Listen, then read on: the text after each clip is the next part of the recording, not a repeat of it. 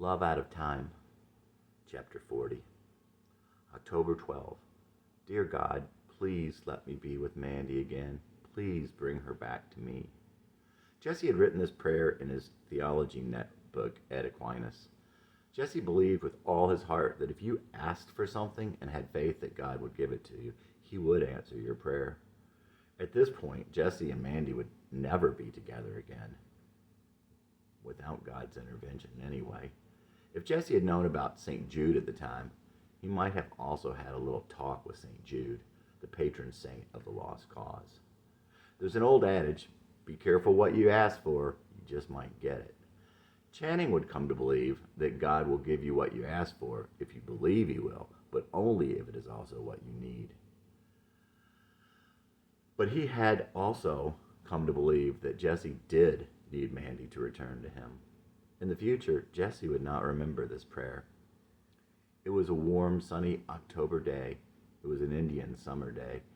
After class, Jesse drove in the general direction of Mandy's sister's house.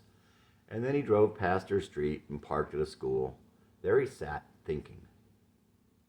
He decided to do it. He'd gather what little was left of his courage and go apologize. He drove around a while longer to regain his composure and then pulled slowly down her street, parking across the court. He cleared his mind as he stepped up onto her porch and knocked. Fortunately, Mandy was home alone and opened the door. Hi, I got your note, Mandy. I just wanted to apologize. His adrenaline flowing, he was happy to see her, to be next to her. Mandy's eyes never left the ground. Then again, she never could look Jesse in the eyes. He remembered how she would say, "Don't look at me like that." But she was so sweet. Thanks. So Mandy was glad he came to apologize. Jesse didn't want to overstay his welcome, so he made his visit brief. Still, he mustered the courage to ask her if he could come by again. She had said yes. When he left, he was bathed in sweat and sore all over, but also relieved and hopeful. Jesse went by there another day, a dreary, gray, mid-October day that felt like rainy November. He played with Mandy and her sister's baby on the carpet, and they hardly talked. When her sister returned, he helped her bring in the groceries and left. Mandy moved back to her parents' house. Jesse showed up at their door a final sunny day in late October with a card in his hand. Mandy didn't seem to mind this unexpected visit, and he gave her the card. It was an anniversary card. Happy anniversary. It's the anniversary of the day we quit seeing each other. Mandy looked thoughtful. I guess it is. I hadn't thought of it. She seemed to take the joke well. Do you think we could go out to celebrate sometime? There was the $64,000 question. He hadn't meant as a date, and he hadn't let his nervousness show through. Her response took him by total surprise. I've been thinking about that, about us going out. There was a sweet seriousness, a genuineness in Mandy's voice, and bluebirds in Jesse's heart. She hadn't said yes, but Jesse had been going so long on nothing. This out-of-the-hand remark fanned the flames to a towering bonfire. Jesse cared little about school or work or friends or anything except Mandy. Fire and water. I'm afraid of losing you.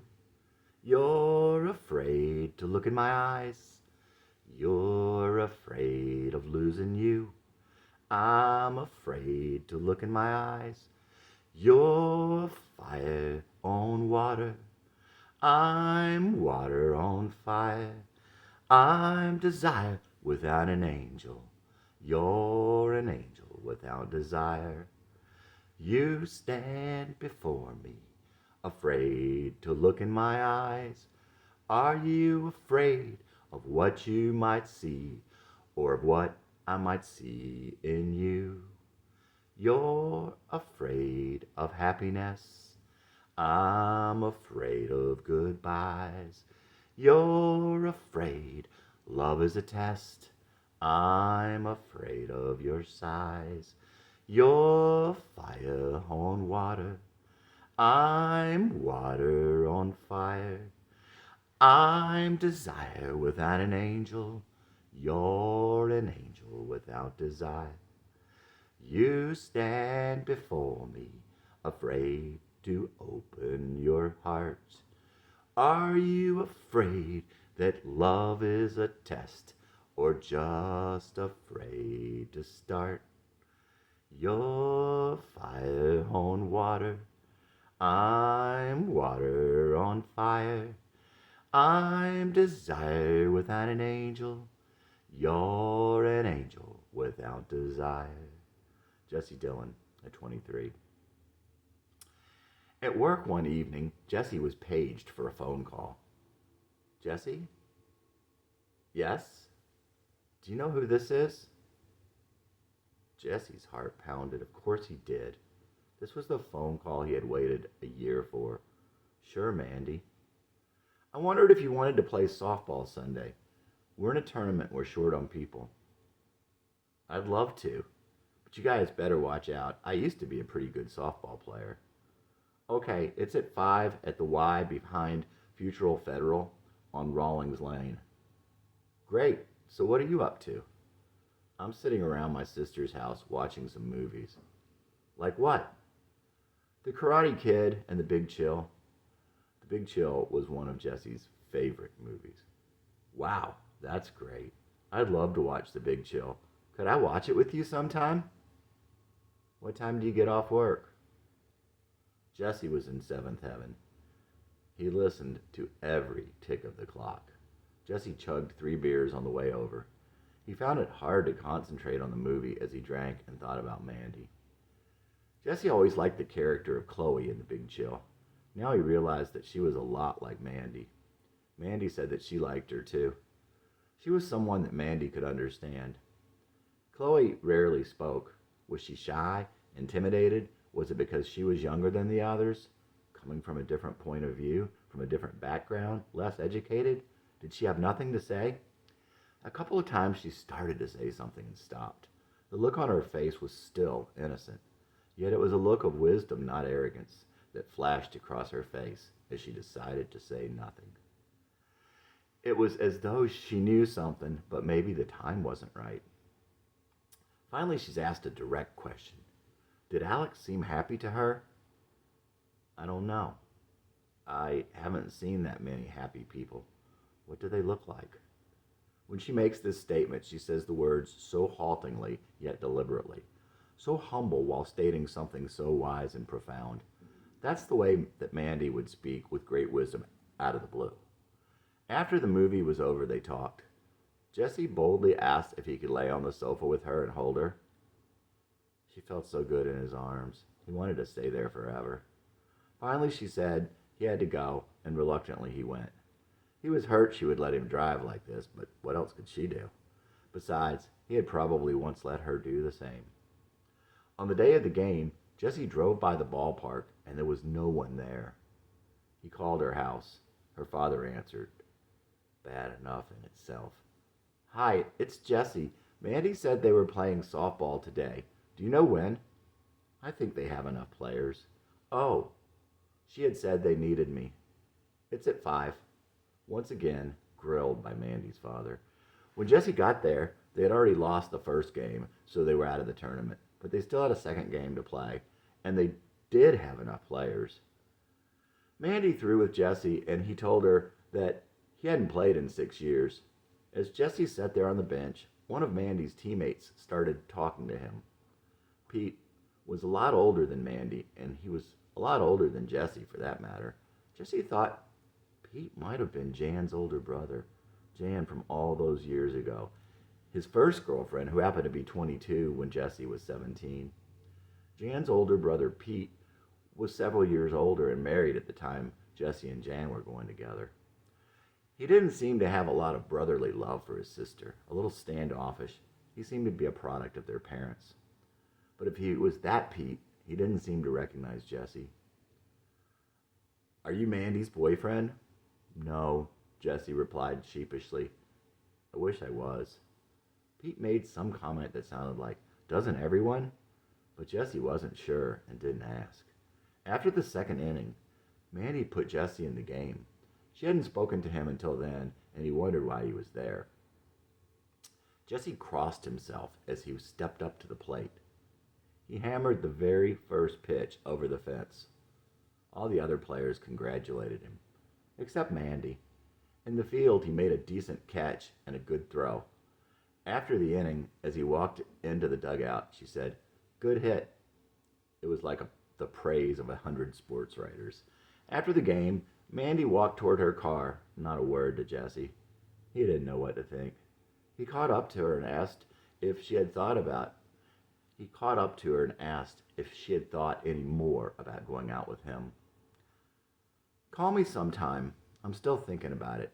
I'm in a hurry now." With Jesse, it never went the way. With Mandy, it never went the way Jesse thought it would. Forever too optimistic. A few days later, Jesse called her on the phone. "Can I come over?" "Okay, for a while." They sat in Mandy's room and she talked about a pot holder she had never finished for her mother when she was in 3rd grade. She felt guilty about not finishing the pot holder for her mom. It was symptomatic of the whole failure and black sheep thing. "Hey, I remember that dog. You kept him?" "Yeah, his name is Tom. I tried to return him, but the lady wouldn't let me. She told me how you begged her to hold it and all the trouble you went to get it, and she wouldn't take it back." Jesse felt somehow good about this. "I threw him in the closet, but he was too cute, so I had to take him back out." Mandy's father appeared at her door. "I don't want you bothering my daughter. Now go home." Jesse felt his heart stop and turned to Mandy, stricken. "Dad, it's okay." Jesse wondered about that. Mandy told Jesse that if she didn't go to a party on Halloween, she would go out with him.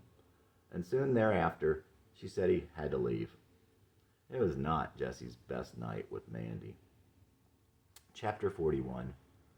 Jesse had a song for Mandy, Tragedy, by a one-hit wonder named John Hunter. "It's 3 a.m., can't fall asleep. This must be loneliness, but man, it's black and deep. It was just no use hanging on. I'm a mess since you're gone with my love. Every day is just another page in this tragedy. Every day is just another page in this tragedy." John Hunter from Tragedy, 1984. Kate had dutifully laid this on to Mandy months back when Jesse first told her. Kate reported back to Jesse that Mandy's song for him was "Don't Come Around Here No More." This was not really as bad as it sounded, since it included the line, "You tangle my emotions." Halloween came and they went out. They were going out to eat at a nice place called the Sunset Cafe. They talked as Jesse walked Mandy to his car. "Kate told me you said 'Don't Come Around Here No More' was your song for me. Is it, Mandy?" "No, it isn't anymore. I wanted a song for you. I was thinking of 'Go Your Own Way.'" "Shacking up's all you want to do?" Jessie wondered at how she could think that. "There's more words than that in it." Mandy softly said, "Jessie was always pushing just a little too hard. Go your own way. Loving you isn't the right thing to do. How can I ever change things that I feel? If I could, maybe I'd give you my world. How can I, when you won't take it from me? You can go your own way, go your own way. You can call it another lonely day. You can go your own way, go your own way. Tell me why everything turned around. Packing up, shacking up's all you wanna do. If I could, baby, I'd give you my world. Open up, everything's waiting for you. You can go your own way, go your own way. You can call it another lonely day. You can go your own way. Go your own way. Lindsey Buckingham, 1977. It was strained at best. On the way over, Jesse was eating Rolaids like candy and washing them down with beer. That can't be good for you. He accidentally cut off another car, and Mandy said, "That's how you get black eyes." It didn't go much better at the restaurant. "I'm not really hungry. Are you trying to make me fat?" "Ah, now you found me out. I want to make you fat so no one else will want you, and I can have you all to myself." Mandy was pissed. Jesse didn't understand, of course. "I would give anything but my soul for you." As he drove her back down Mordell Road, he talked about God and said that he knew how she felt. "How did you know I believe in God?" she asked. "I just do. I know you better than you think I do." They drove around and they kissed. She felt so good. But the hour grew late and he had to take her home. Jesse gave her a bear hug as she got out of the car, the love passing through his arms and chest into Mandy's warm and gentle body. No one's ever hugged me like that except for my dad. Mandy agreed to go out with Jesse again, and the next date started out much better than the last one. As they kissed in the theater, Mandy was so sweet. Jesse knew why he was lost. "Aren't we supposed to watch the movie?" she asked coyly. After the movie was over, they got into his car and started driving. "Anywhere you want to go to?" "My dad took me to Cactus Crossing and I liked it." "Well, Cactus Crossing it is." Jesse pulled a U-turn and headed for the restaurant, drinking another Michelob. "Is it raining?" Mandy asked sincerely as the wipers slapped back and forth over the dry windshield. The rain had stopped and Jesse had not noticed. They laughed, and it felt good. Cactus Crossing was a nice informal Tex-Mex restaurant. The lighting was romantic and the booths were very private. At the restaurant, they talked and laughed, and the chemistry was just right. This was the day that Jesse had waited for. And possibly Mandy, too. Jesse was getting quite a buzz, but Mandy didn't want any more. "Beer makes me too fat." But she did have a joint, and they got stoned together. Jesse stopped the car in a parking lot. "This isn't very private. Let's drive out to Cloud Canyon." They drove down the dark roads and pulled off under the bare trees. She was soft and sweet, and being with her felt just like it was supposed to now. "We could do this all night," Mandy said, as though a line must be drawn. Suddenly, Jesse felt all wrong. "Mandy, I love you. I'm not just fooling around. I've got to be honest with you." "Jesse, you're going too fast." All of a sudden, inexplicably, Jesse was rushing it again. "You have no concept of time." Certainly this was true, and it would always be true for Jesse. "It's getting late. You better take me home." So once again, it was with mixed feelings that Jesse drove Mandy home. "I'm supposed to meet someone with Kate on Friday night," she told him before she got out. Mandy never failed to tear Jesse into little pieces, only this time he wouldn't let it bother him. When he got off work on Friday night, it was almost 11:30. He was shocked to see Mandy's car next to his. She sat alone, listening to the radio. She was stoned. "I thought you had a date." "I left Kate when they got there. I didn't want to meet him." Maybe things were beginning to change. Mandy was making Jesse feel good, like he really meant something to her. They drove around and met some of Jesse's friends and got drunk. Finally, near morning, they parked down a dead street in J-Town. The fate of saints. Your bare feet on the dashboard, your panties on the floor. "I don't remember these," you said, both hands round my arm. Tracing circles between your thighs, ever near your warm, moist prize. You turned my soul to liquid gold with the brown mist in your eyes. "I think you knew just how I felt. You said you're being a tease. But I like it," you interjected, bringing me from my knees. Afterward, no afterglow, somehow without a winner. I felt as though the fate of saints had rested on this sinner. "I was close to coming," you said to make me feel better, knowing how far I'd come to get us back together. In answer to my sorry, I knew I came too soon. You said these words, but the ones unheard sung a different tune. "What's this?" you asked, half smiled, half vexed, sad and disappointed, sister-like and lover. You wiped the tear from my cheek, I cried from love and release and knowing it wouldn't be. Sex ruins everything, you said later in that night. Or was it said another time, bathed in that same light? And now that time has dimmed the sound, I can't for sure remember. For even at the time, the words were muted by the timbre. Now, trying to recall the song as I did the morning after, I could almost hear the tune, but the words are faint and scattered. At the time we wrote the song, our singing was all that mattered. Now, memory, like shards of glass, carelessly dropped and shattered. The sorrow of a beautiful dream, we couldn't stop to write it down. We couldn't stop listening long enough to catch the sound. Jessie Dillon at 23. She looked unbelievably beautiful, naked, with her bare feet on the dashboard and the moonlight in her eyes and on her hair. He was tracing circles between her thighs with his fingers. He loved her whole body. You're being a tease, she said, but before he could stop, but I like it. He thought how Mandy had been the first, and now how this was the first time he had actually made love to anyone. I don't remember these, she said, as she put both her hands around one of his arms. How come you aren't ever rough? She asked Jessie tentatively, but hopefully. When it was over, they lay there together in the quiet.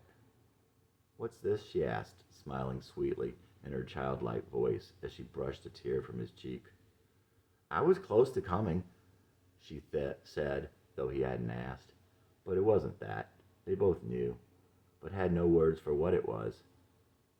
You know, I can't be just with you, Mandy told him.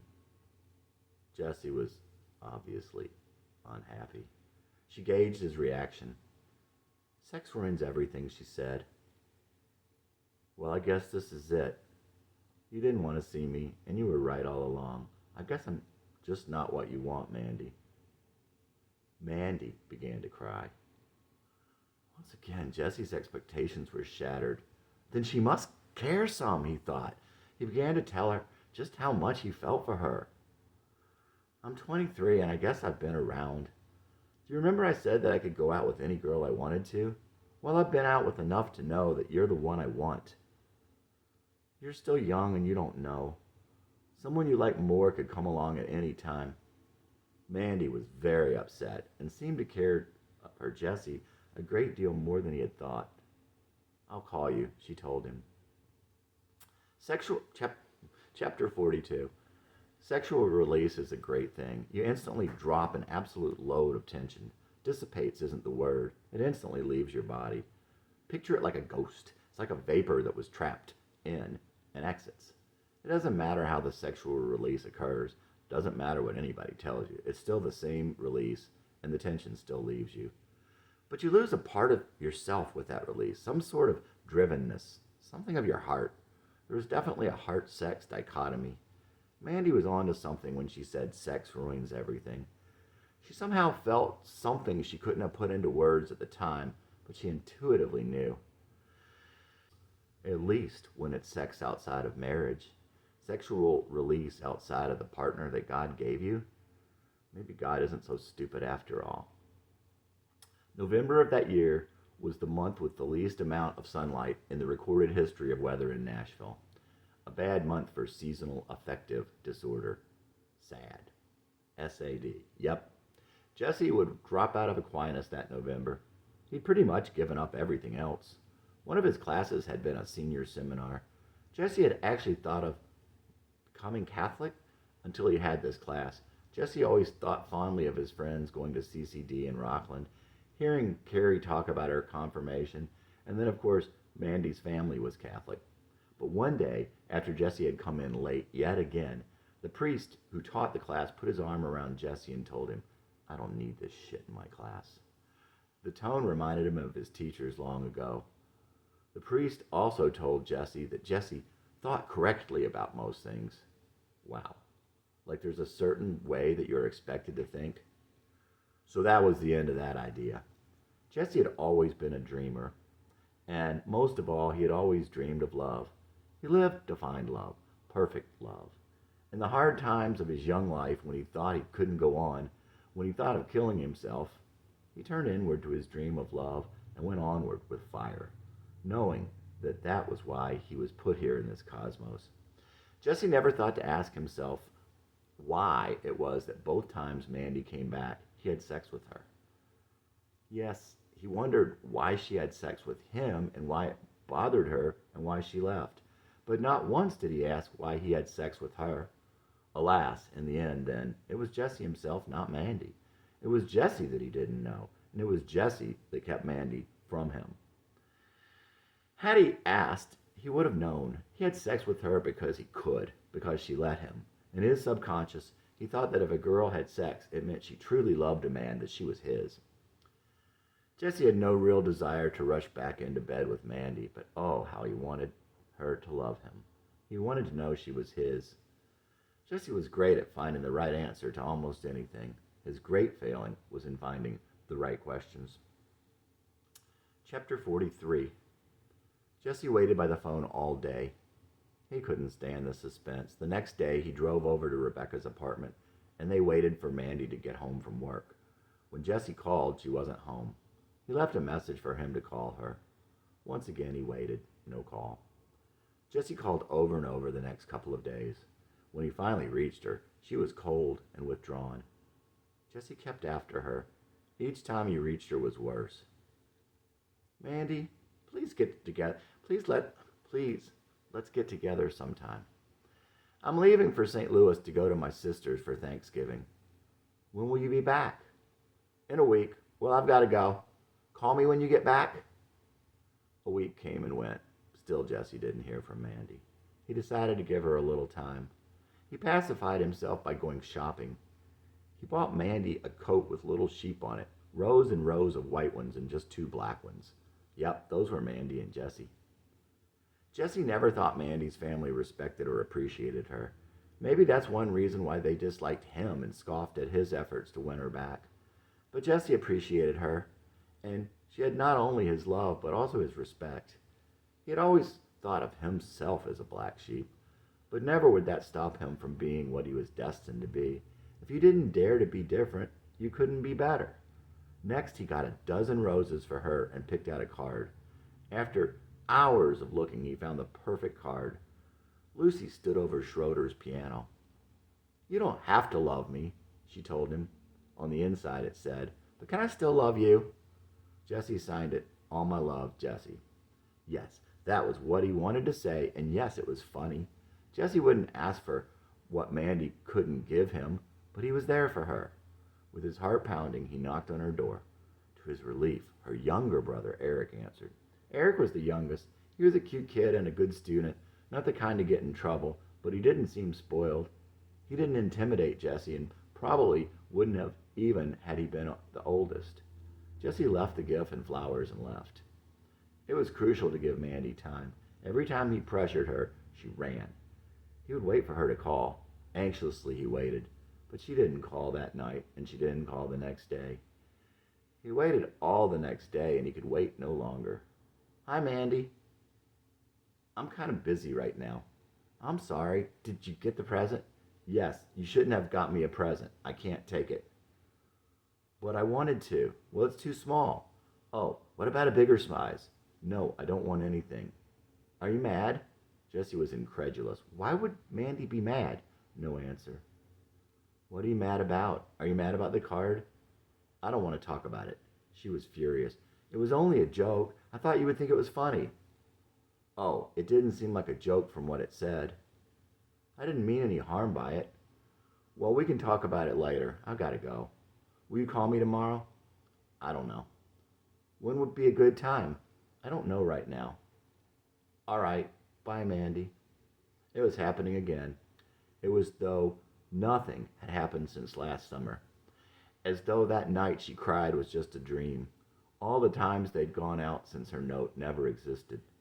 Jesse alternated between depression, anger, and hope again. A week later, he called her. Mandy, can we go out sometime soon?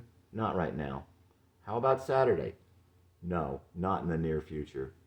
When? I don't know. Maybe if Jesse hadn't been insane, it would have worked out. She always left that open. Hanging up the phone, Jesse's mind raced. He felt despair, anger, and depression all at once. Out came the paper.